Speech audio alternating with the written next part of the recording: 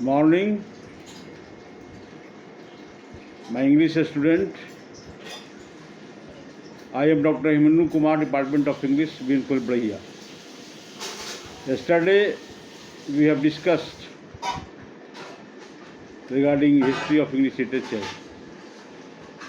Today, we enter into classicism, 18th century in the history of English literature, British literature. I will give a complete lecture on classicism, that is 18th century. Try to understand and receive my thought vision. When you feel difficulty to digest my lecture, you can ask a question after finishing my lecture. I will give time open to question, then you will ask put some questions. Now, welcome back, come to the point. The topic, classicism, 18th century. 18th century in the history of British literature having a amazing role because it was an age of enlightenment, age of satire, irony. As you know, the history of British literature from Anglo-Saxon period to 14th century, Geoffrey Chaucer, 16th century, 17th century and 20th century is classicism. After that, 19th century came. It is known as Augustus age because Augustus was the king of Roman Empire. So the poetry, art, fiction borrowed from Roman in 18th century. A new type of group of writer in this age. They are of course a scholar, profound scholar, versatile genius, but not in nexus, not in a spur.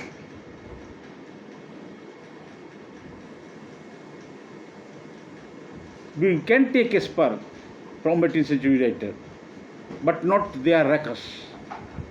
This is paradigm, paramount of 18th century writer. Despite this, Alexander Pope, John Dryden, famous satirist of this age, he wrote Mac Flecknoe. Dryden, famous satire in the history of British literature. I will read few lines of Mac Flecknoe, written by John Dryden. All human beings are subject to decay. Even fate summons monarch must obey. Consider his satire on England and on Roman Empire. All human beings are subject to decay. Even fate summons monarch must obey. Either you are king or a beggar, must obey, must quit this world. This world is a stage.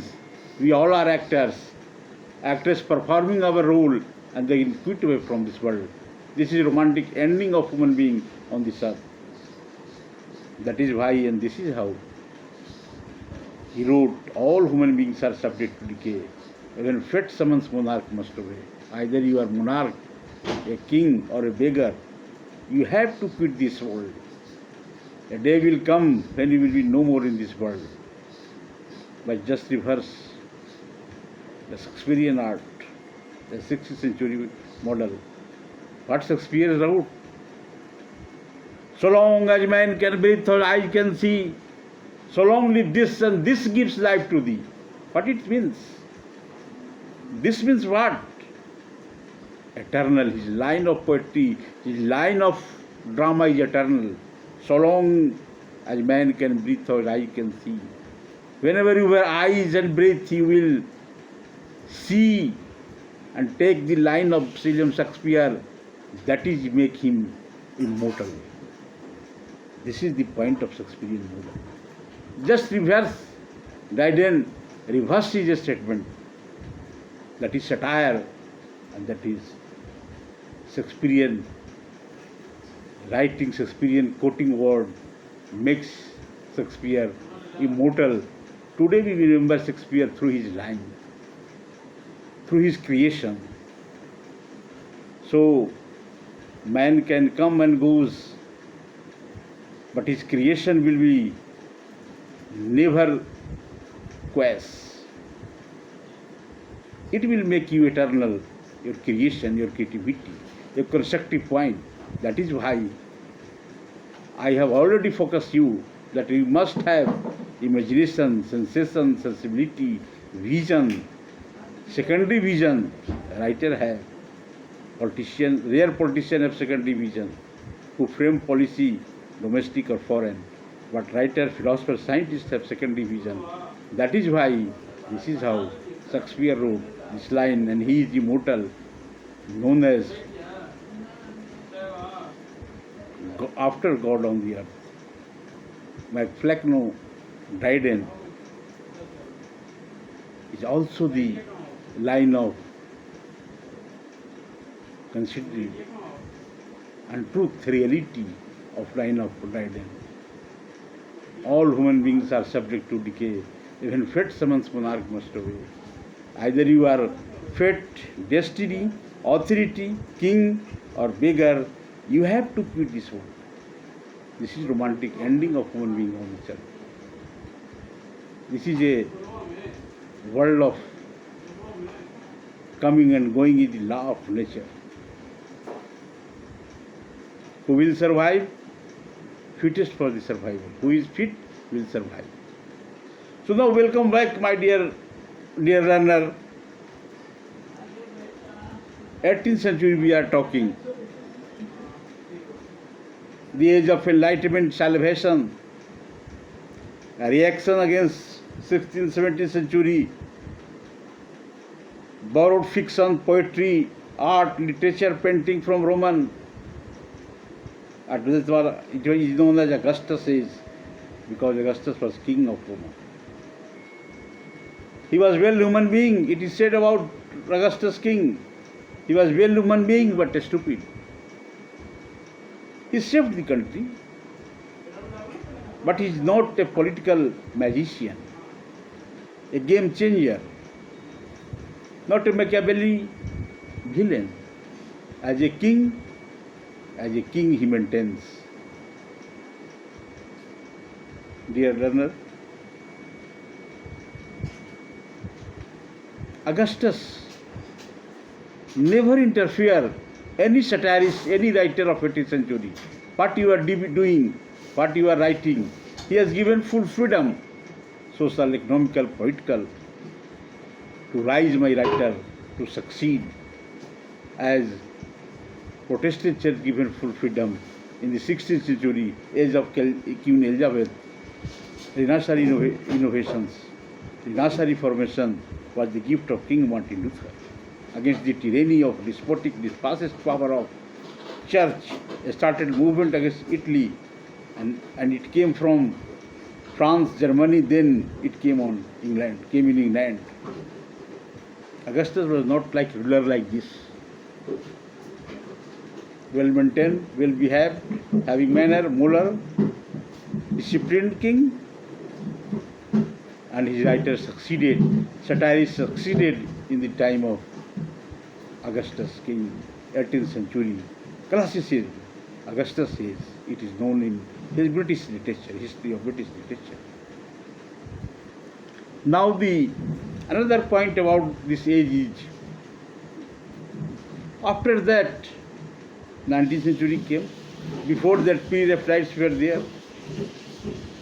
For instance, pre-Raphaelite poets were C.G. Rosti, Krishna Georgian Rosti. Her famous poetry is Rest. I will take 2 minutes. Let me explain the title of Rest. What she focused. What was vision in rest? You take lesson. This is the rest is death. Rest is possible only after death. Otherwise, no rest in life. That is the focal central point of C.G. Krishna, Georgian Rosti in pre-Raphaelite poets. After that, 18th century entered, as we are discussing. This Augustus period, the 18th century period, the classicism, it is known as the history of British literature, the age of salvation and enlightenment. The writer of this age has broken all the barriers of romance, poetry, nature, beauty, painter, culture, and new trend developed in the 18th century that was satirical age. And the stalwart personality of that age were Dryden and Alexander Pope. Rape of the Lock is famous writing, and MacFlecknoe Dryden famous writing in this 18th century Augustus period. Welcome back, dear Darlan, Englishman.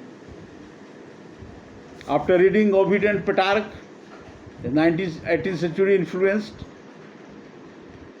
Petrarch and Ovid. The writer of that time imitated from Petrarch and Ovid and give new shape in 18th century. That was the age of satire, irony. Words, they are magician of words. Attack through words. That is satire, that is irony. Not direct attack, indirect attack through words. They are charismatic, capable men. The writer of that time, magician of words, attack through words. As I have pointed out, some few lines I have quoted of Dryden and MacFlecknoe. This is the Augustus period, classicism. In India, it is known as Chhat. 18th century classicism is Chhat, and 19th century romanticism is Holi, you can say. In Holi, we have full freedom. You can abuse, you can talk, you can laugh.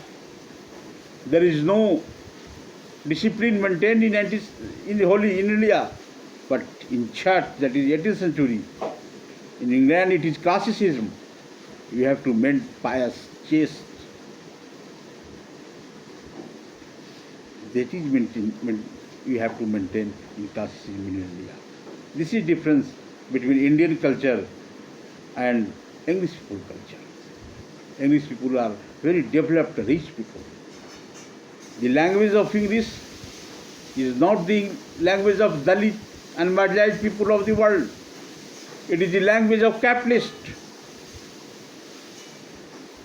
When the modern and postmodern writers broken all the barriers, it becomes obvious that English language is the language of capitalists of world, not the Dalit, poor and marginalized people of this world. So Englishmen have rich potentiality, visionary writers they are, having enormous intellectual power that can build up fantastical knowledge. Their Promethean stance have been perceptible in human thoughts and sensibility. That is why, and this is how, this Augustus period is known as the history of English literature, a very successful period, a very amazing period in the history of British literature. There is no impact of dystopia. There is no any other influence, only Petrarch and Ovid imitations they borrowed like 18th century writers, like Dryden and Pope. That is why, and this is how, concluding, nullifying, about to conclude, this is age of enlightenment, salvation,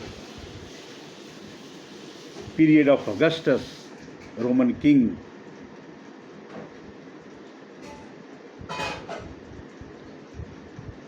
About to conclude, Dear learner, long live comma, long live tolerance, long live ignorant.